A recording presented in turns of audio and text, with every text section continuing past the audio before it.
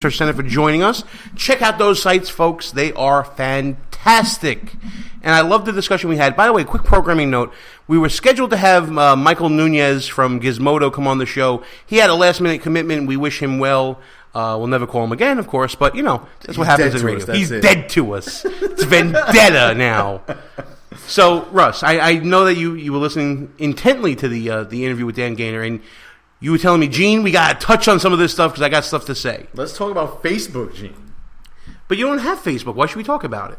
Well, exactly that. I mean, let's talk about why you should not have Facebook.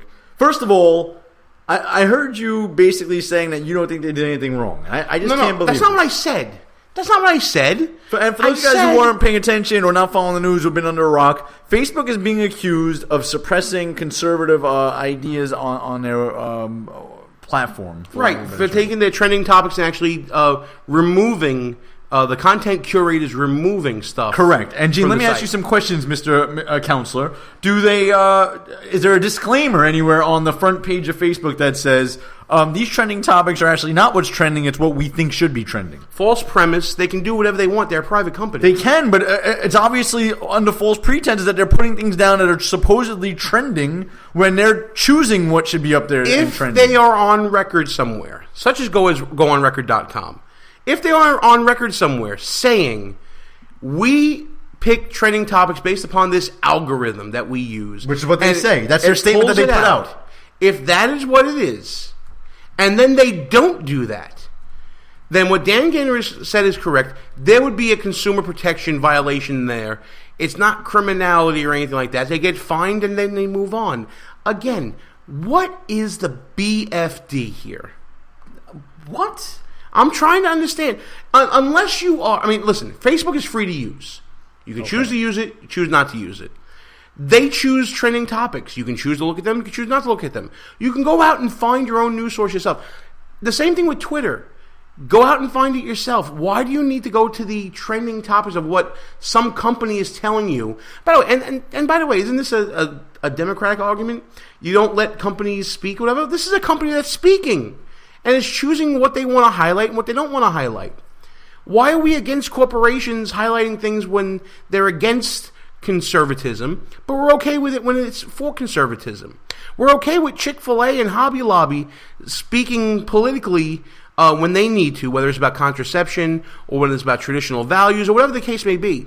If Facebook is doing it, what is the big deal? All right, so let's see what Mark Zuckerberg, that communist, and his company had to say, Gene, since you're defending them. I'm not defending anybody. I'm putting a position out there. I want to hear it. So here's what Facebook's response was. Facebook does not allow or advise our reviewers, the people who decide what's trending, Facebook does not allow or advise our reviewers to systematically discriminate against sources of any ideological origin, and we've designed our tools to make that technically not feasible. At the same time, our reviewers' actions are logged and reviewed, and violating our guidelines is a fireable offense. So, you're actually arguing something that Facebook's not even arguing. Facebook is saying they do not do this. But clearly someone thinks they do it, and there's evidence to the contrary of what Facebook themselves is saying. And you know what? I think my argument is better than Facebook's argument. Well, maybe they should hire you as their attorney, but they're not making the argument you're making. And if you want to hire Gene Baradelli as your attorney, go to www.HoneyMeLionsRadio.us. There's a contact form there you could use.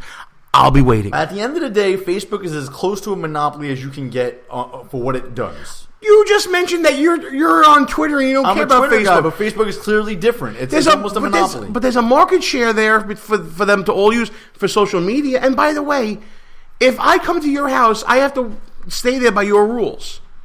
Same thing with Facebook. Here's where the argument is, Russ, in my opinion. The argument is with those conservative organizations that pay money to Facebook to have their information highlighted on there.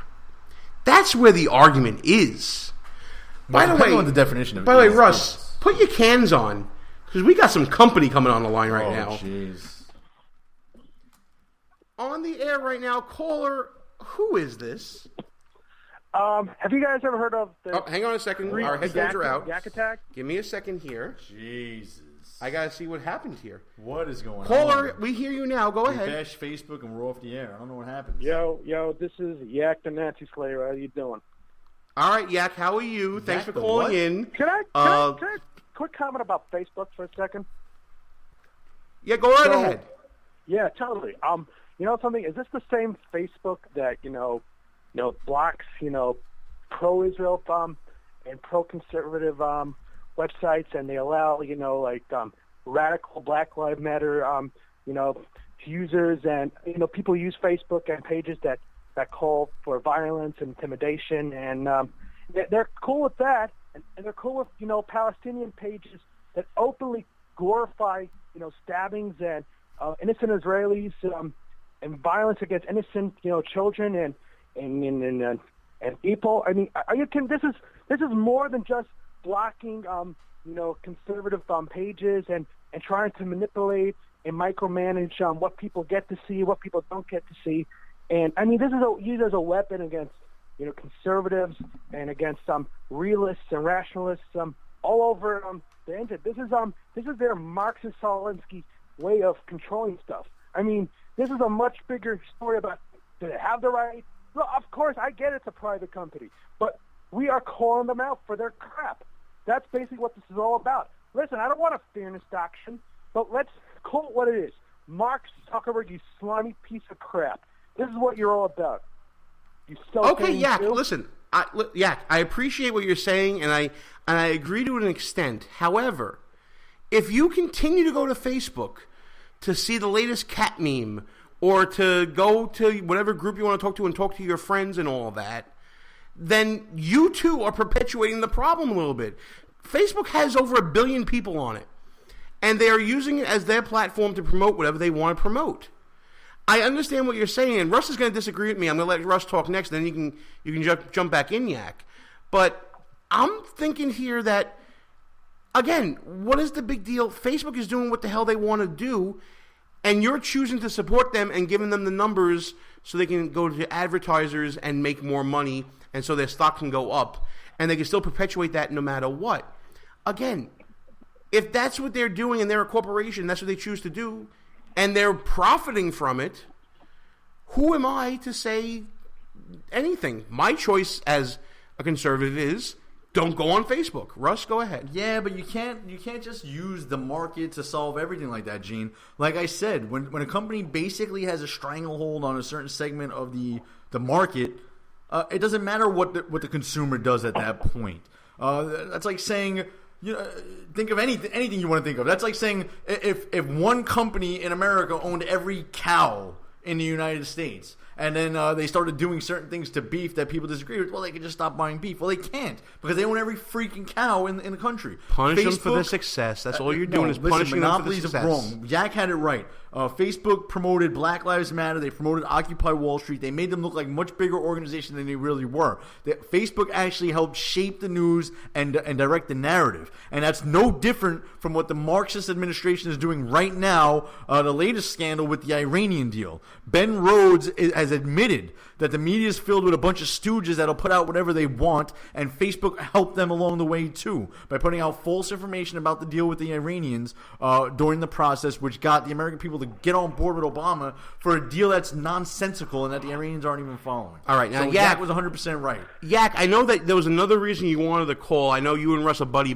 right now, but I'm about tearing apart relationships, so I know that you had some comments about Donald Trump that you wanted to put out there, so go ahead and do that. All right. First, let me, just to the very beginning, I know you like tearing people apart, but full disclosure, be informative, be brief, Yak. No sympathy for the establishment freaks who were sitting on their asses, and, they could have, supported an alternative to Trump. Where were they when they had, Ted Cruz? Except the dirty secret is, it wasn't just never Trump, which, full disclosure, I have a lot of problems with, but, well, he's the nominee.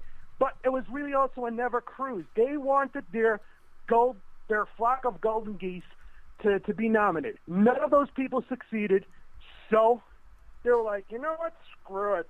And like most of these Kasich guys, they were Kasich guys. They're all for Kasich, trying to last-ditch effort to support him. And obviously they saw he wasn't going to go around, so they were just like posting memes and pictures and getting rich on the donor base Basically, that was the Never Trump movement. We appreciate the recap. Yeah, Hold on, we need a point. We need a point.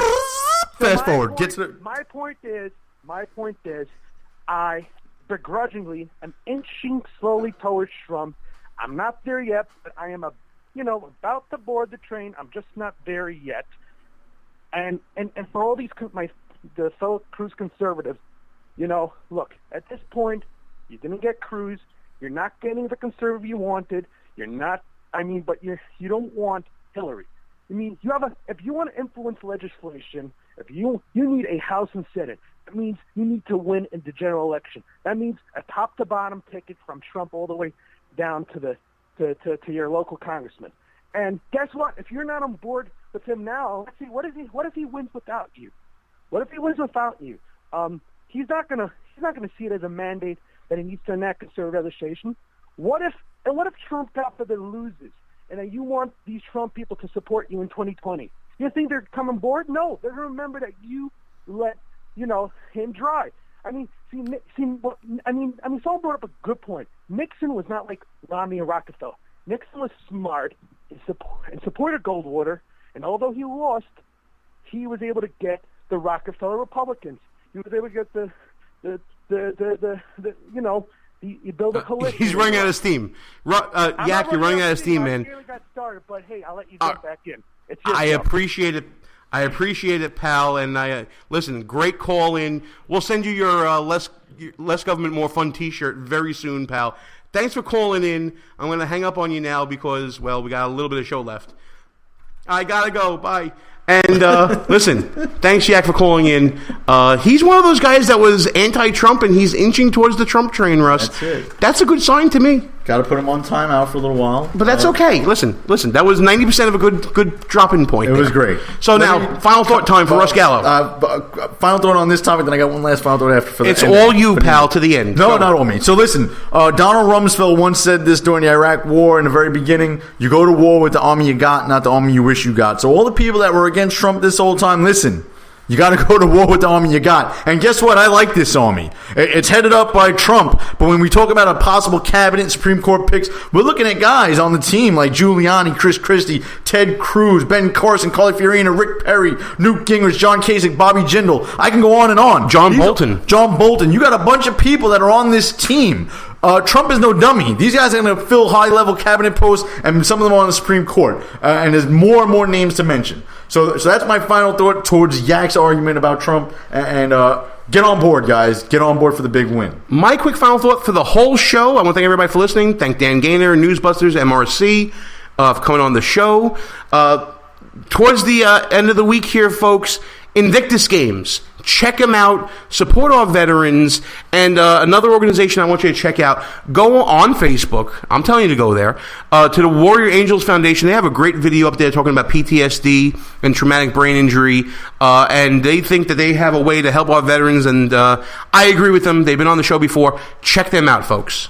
Gene, you communist Facebook. Whatever. All right, no, great last thought. And great to have you back, pal. A couple of quick last thoughts for me. One is the transgender in the bathroom issue. Listen, you people who don't have a problem with this, you're demented, okay? If you have a daughter or a young female in your family and you find it cool that some 55-year-old male pervert might be in the bathroom with them, shame on you. That's a disgrace whether they're transgender or not. Can't we go to the bathrooms in peace? Can't we try on a pair of jeans at Macy's in peace? All right, I'll put that one to the side for next week. And lastly, Gene, I was right about something else. I wasn't only right about Trump, and I know we haven't had a chance to talk about this, and we're probably not going to, but Michelle Fields, that whole allegation of getting assaulted by, what's his name? Come on. It went nowhere. The cops pressed no charges. No prosecutor in his right mind would have ever taken up that case. The whole thing is gone and forgotten about. Michelle Fields and Ben Shapiro, you made fools out of yourselves. I know Gene's your friend, but you disgraced yourself. And once again, Donald Trump was 100% right from the jump. All right, time for us to shut this thing down. Russ, what do you say? Shut this mofo down. And for you new listeners, possibly lots of truck drivers, welcome aboard Behind Enemy Lines. Yes, let's all potty like it's 1999. Good night, folks, from the People's Republic of New York City. Our position has been compromised. It's time to roll out. Report for debriefing at www.behindenemylinesradio.us and look for regular communications via Facebook and Twitter at BEL